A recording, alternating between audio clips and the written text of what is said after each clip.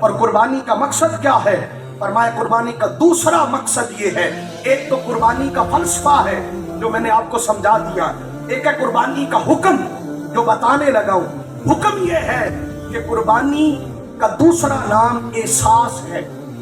کیا ہے؟ بولے کیا؟ احساس نام ہے دوسرا، اور وہ احساس کیا ہے؟ انسانیت کا احساس کرنا، ہمساؤں کا احساس کرنا، غربا کا احساس کرنا، یتامہ کا احساس کرنا۔ قربانی کر کے غریبوں کو ان کا حصہ دو، ان تک پہنچاؤ۔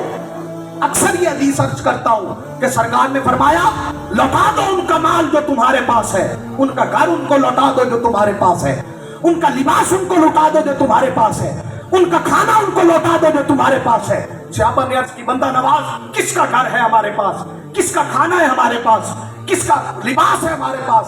فرمایا دو لوگوں کا کھانا ہے، ایک کھاؤ ایک اس کو دو جس کے پاس نہیں ہے، وہ گھر اس کو دو جس کے پاس نہیں ہے، لباس اس کو دو جس کے پاس نہیں ہے، جو تمہارے پاس ہے وہ اس کا حق ہے۔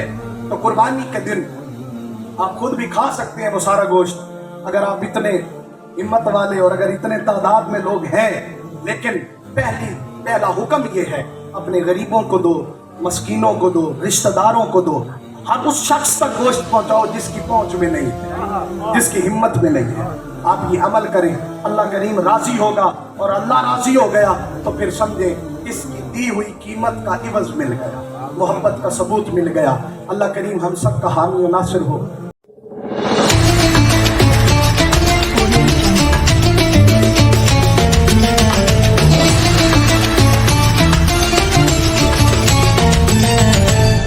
Audio Jungle.